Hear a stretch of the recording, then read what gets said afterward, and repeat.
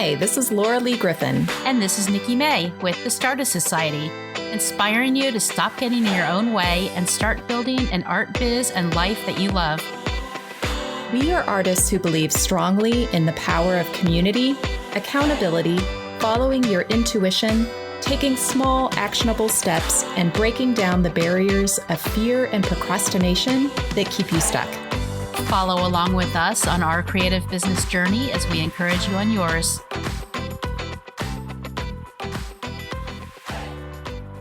So if you listened to last week's episode, we interviewed Jenni Kowal of Anytime Creative, and we talked to her specifically about her Kickstarter campaign for her self-care adventure cards. And we wanted to add some extra tips for you on getting started with your own Kickstarter campaign. So we asked Jenni to give us just a few tips we're also going to offer as a download on our show notes page. So Jenni, let's get started with some specific tips about getting started with Kickstarter. Thank you for having me. I'd love to share more tips. So what is tip number 1, Jenni? If you've never made a Kickstarter before, I really recommend researching other campaigns that are in your niche and outside of your niche. So if you're a photographer, you can look at other, photo books or print campaigns. But if you want to look at other campaigns that have performed really well and take notes of like what they did specifically that caught your eye, that is going to help you craft the page, craft your design, and the video as well. Oh, that's great advice. And does Kickstarter give you a way to see, can you sort things by what are the most successful campaigns to kind of see that kind of thing? I believe that you can. And you can also search there's different categories that you can filter by. So you can, what is the best in technology? What is the best in art? Cool.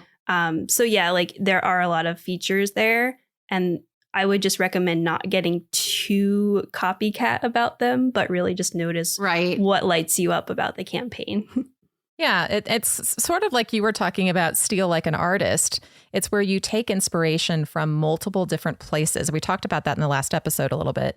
And then you kind of put them all in a bag and shake them up and see what comes out so that you can get the best pieces out of everything and then compile it into your own original thing. Yeah, steal like an artist, not like a slime ball. Yeah, I love that. You can all quote me on that. Yes. All right. What else? What else have you got for us? Okay, so the video is very important. Don't skip this. Try to have good lighting. If you can have audio, professionally, that's great. Audio is very important. But if you don't have professional audio, just make sure you're doing it in a place that you can hear it without a huge echo. I'm saying this because I've done this before and it can be kind of embarrassing to look back at my videos. But if you move forward, just understanding that the video can be under 90 seconds. It doesn't have to be long. Really introduce what you're selling and why it's going to make a difference in someone's life. And you can also add videos in the page itself. So if you wanted to do a demonstration video, you can also put that embedded into the Kickstarter story page. All right. Tip number 3. Utilize your pre-launch time. So once you've set a date for your Kickstarter and how long you want the duration to be, which, other secret tip, probably under 30 days, utilize that time before the launch to really get people excited and tell them about the product. Maybe do some sort of Facebook freebie where you might do a free giveaway or have people come join your group and have a 3-day challenge, something to get people excited about your niche. And then when the launch starts, you'll be having people already ready to buy. And also reach out to your network, ask people to share it, really celebrate it, and just know that it might be uncomfortable, but this is, your baby. You want it out there. And if you can get as many eyes on it in the first couple days, it will be successful.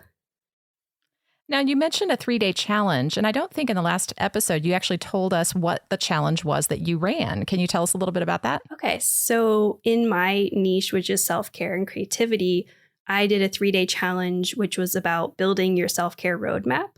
So we really, every day we got into something different about what you could uncover about yourself. I had journal prompts, I had videos that explaining it.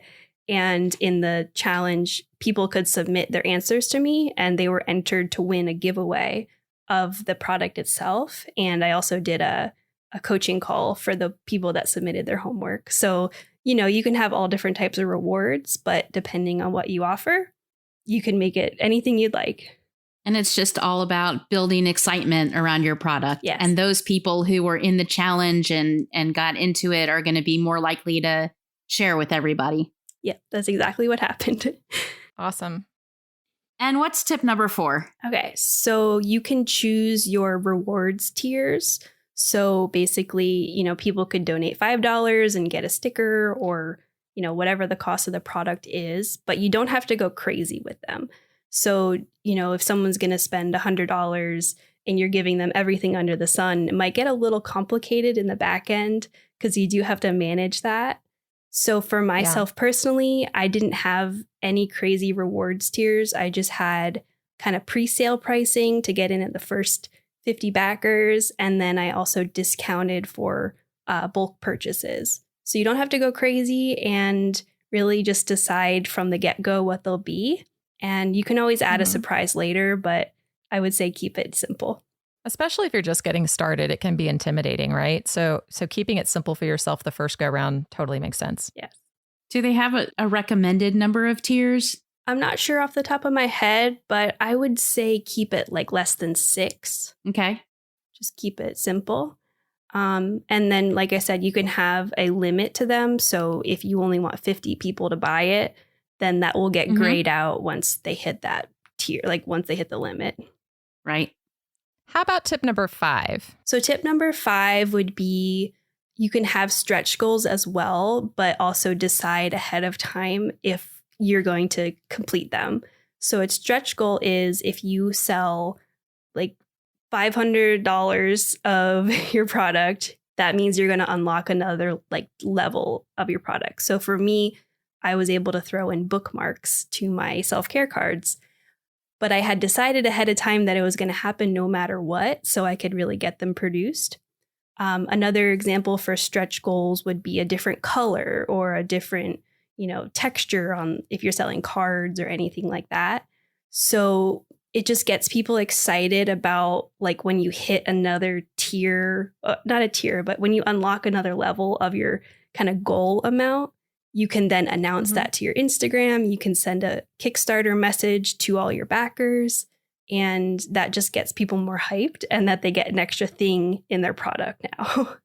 Oh, right. So you get to enhance the product that they already bought. And so they're getting like an added bonus kind of thing. Exactly. Yes. Oh, that's cool. Yeah. And I believe we have one bonus tip. Tip number 6.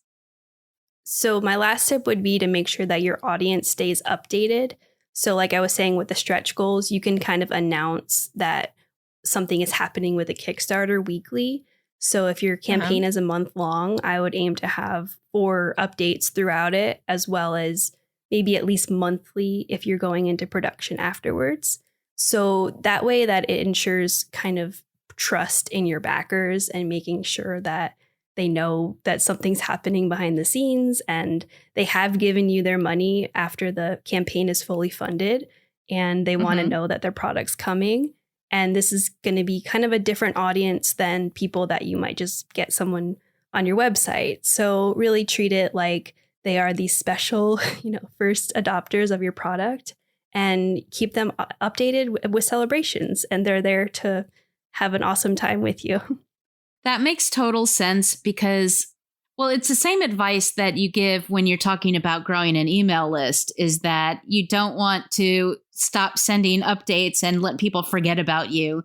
I've done that with Kickstarter campaigns where I've backed somebody and then once the Kickstarter campaign is over, they don't send any updates. And you're like, well, is my product going to get made? Am I ever going to get this? And then sometimes a year goes by, you haven't heard from them, and all of a sudden you get something. And I'm like, oh, I totally forgot about that.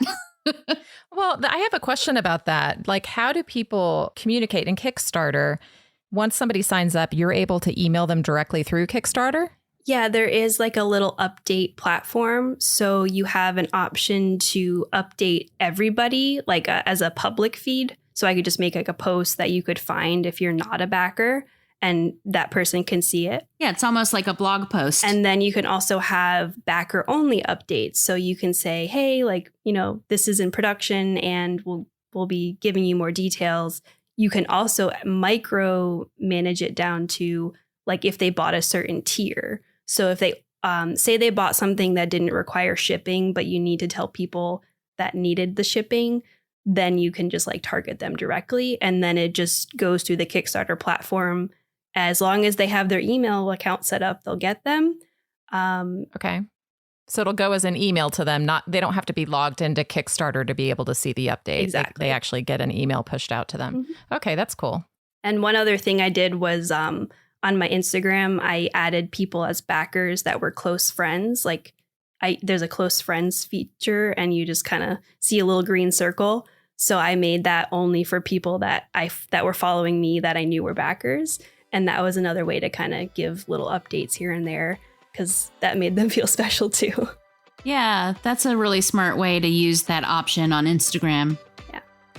Jenni, these have been some great tips for us for Kickstarter campaigns. I know I've always been super intimidated by it and like how to get started, and you've made it seem a lot more accessible.